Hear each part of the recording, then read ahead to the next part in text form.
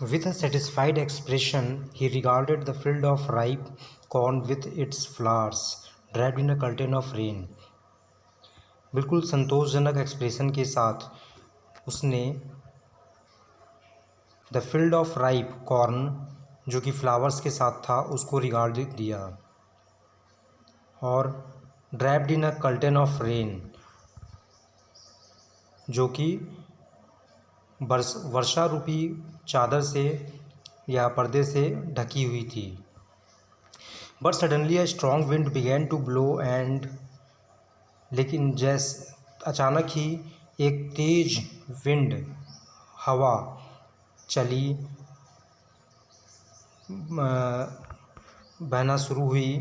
And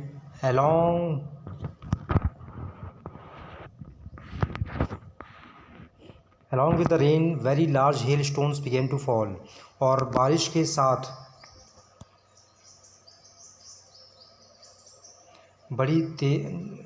बड़ी ज़्यादा hail stones में से होता है ओले, भी पड़ने लगे, गिरने शुरू हुए। These truly did resemble new silver coins, और ये बिल्कुल हूबहू नए सिल्वर कॉइन्स की तरह प्रतीत हो रहे थे। The boys exposing themselves to the rain, और लड़के बाहर निकलकर रेन की तरफ आए, बारिश जिधर हो रही थी। Ran out to collect the frozen pearls, और दौड़े फ्रोजन पर्ल्स, जो जमे हुए मोती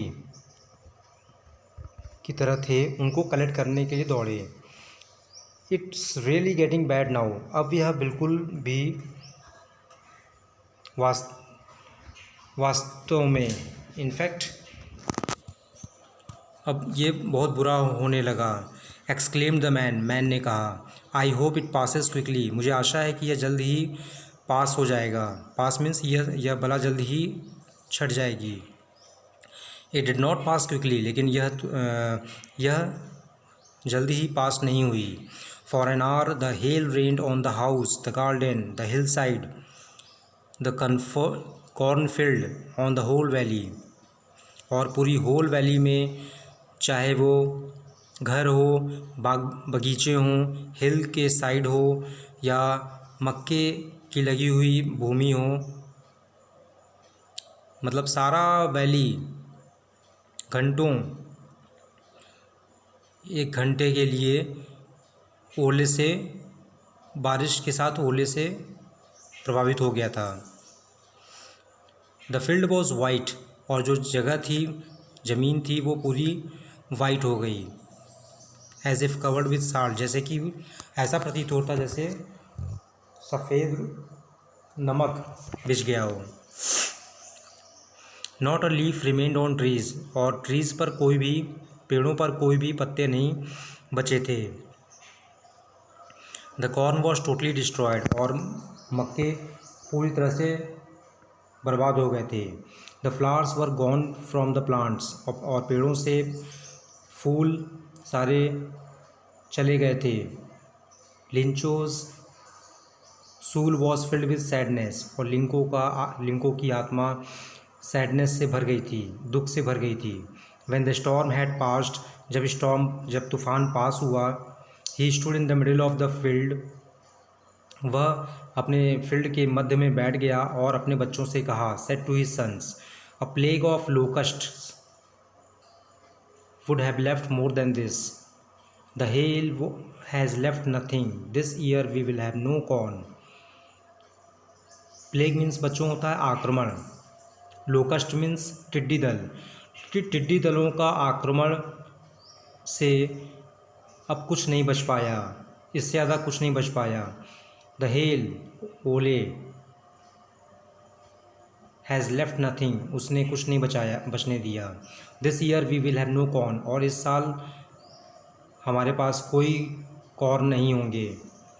that might was a sorrowful one, और ये एक दुखपूर्ण हो सकता था। All our work for nothing, ये सारे कार्य हुए पर कुछ नहीं। There is no one who can help us, और वहाँ कोई नहीं जो हमारी मदद कर सके। We will all go hungry this year, इस साल हम सभी भूखे रह जाएंगे। But in the hearts of all who lived in that solitary house in the middle of the valley there was a single hope, help from God. But in the hearts of all, लेकिन सभी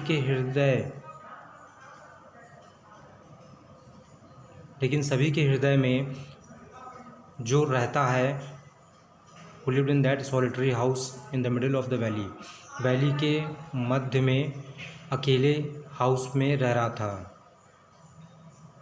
there was a single hope, और वहाँ सिर्फ एक ही आशा बची थी, help from God, ईश्वर से मदद।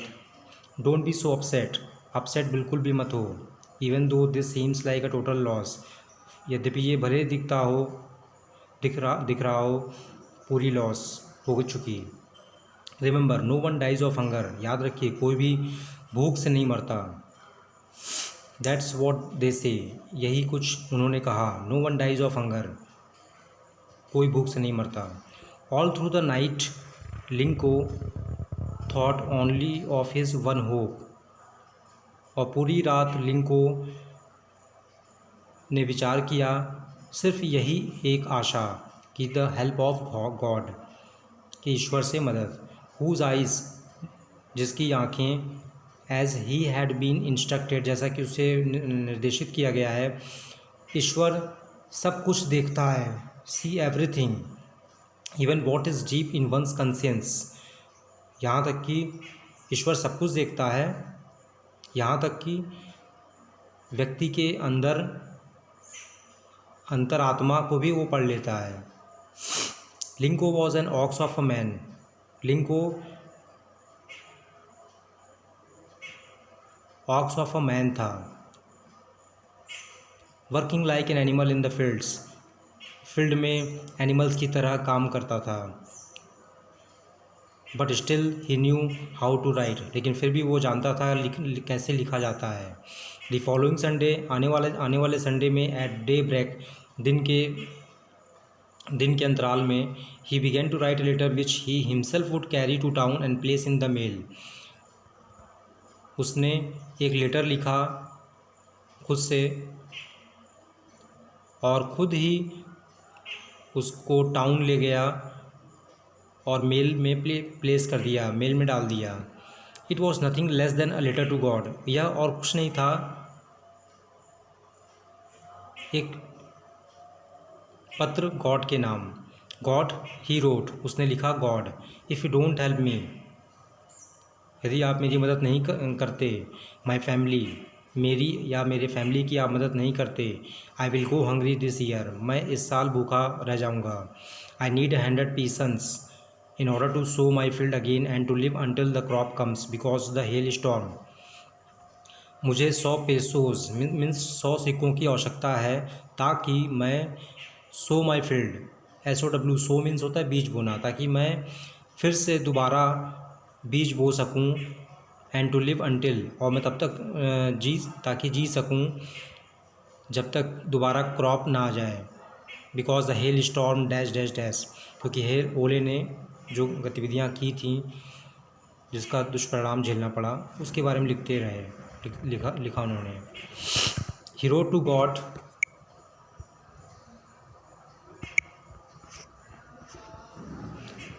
उन्होंने लिखा to God on the envelope, उन्होंने पत्र के